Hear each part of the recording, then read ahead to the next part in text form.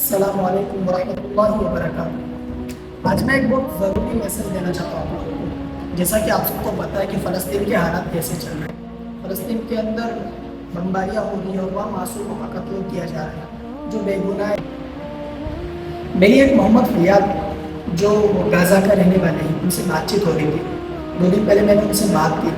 ان کی باتوں سے مجھے ایسا لگا کہ جو میں نے سنا ہے لوگوں سے کہ فلسطین کا ایمان بہت مضبوط ہے، یہ حقیقت ہے، بہت مضبوط ہے ایمان، کیونکہ انہوں نے جو باتیں بتائی میں چاہتا ہوں کہ آپ سب کو بتاؤں۔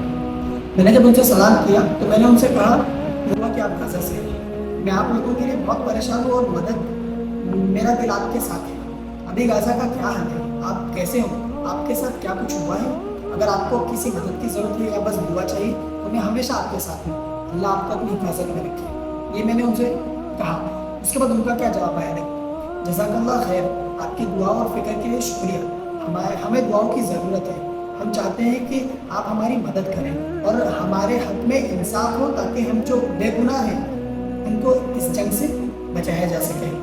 ہم لوگ اب بھی بیسک چیزوں کی کمی محسوس کر رہے ہیں، یعنی وہاں پر جو بیسک چیزیں بھی ان کو نصیب نہیں ہے، یعنی پانی، روٹی، کپڑا، مکان، یہ ساری بیسک چیزیں وہاں پر میسر نہیں ہے۔ اس لیے آپ سمجھ سکتے ہو کہ وہاں کی تکلیفیں کس لیول پہ ہوگی۔ اور جب میں نے آگے ان سے کہا کہ آپ کے ساتھ جو ہو رہا ہے اس سے زیادہ دردناک اور کچھ نہیں ہو سکتا، میں آپ کی آواز اٹھاؤں گا، میں نے ان سے یہ چیز کہی تھی، میں آپ کی آواز اٹھاؤں گا، جو میں بھی اٹھا رہا ہوں، آپ کے لیے دعا بھی کرتا ہوں، آپ اکیلے محسوس نہ کریں، ہم آپ کے ساتھ ہیں، ہم آپ کی مشکلیں سمجھتے ہیں اور درد اور دعا کرتے ہیں کہ غزہ میں انصاف اور امن قائم ہو جائے۔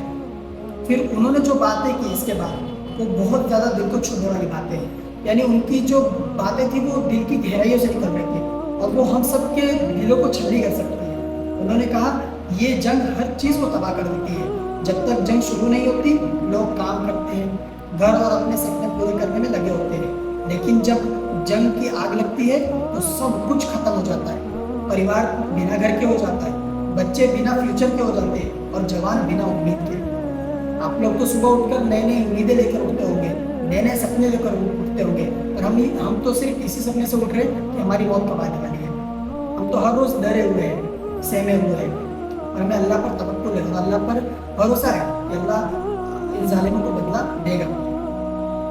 آپ سب ہمارے ساتھ ہیں، ہماری وجہ سے کوئی بھی اس جنگ میں شامل نہیں تھا، ہم بس اپنی زندگی عزت سے جینا چاہتے ہیں، یعنی وہ امن کی بات کر رہے ہیں، اور ان کے ساتھ جو ہو رہا ہے یہ بہت ہی دردناک ہے اور یہ ہم سب کو محسوس ہونا چاہیے، کیونکہ حضور پاک صلی اللہ علیہ وسلم نے فرمایا کہ میری امت ایک جسم کے مانند ہے، جب جسم کے کسی اعضاء پر درد ہوتا ہے تو وہ درد پورے بدن کو محسوس ہوتا ہے، اور ہم اتنے بغیرت ہو چکے ہیں، اتنے بحث ہو چکے ہیں کہ ہمیں وہ درد محسوس نہیں ہو رہا ہے۔ اگر ہوتا تو ہم ہر ممکن کوشش کو کرتے جس سے اسرائیل کو نقصان پہنچے، اسرائیل فنا ہو جائے، ہر ممکن کوشش کرنا ہے ہمیں، اس کے سبھی پروڈکٹ کو بائک آؤٹ کرنا ہے، اور ہمیشہ یہ چیز یاد رکھنا ہے کہ اللہ رب العزت اس کا بدلہ دیں گے، کہ فلسطینیوں کو جو تکلیف پہنچائی گئی ہے اسرائیل اس کی سزا بھگتے گا۔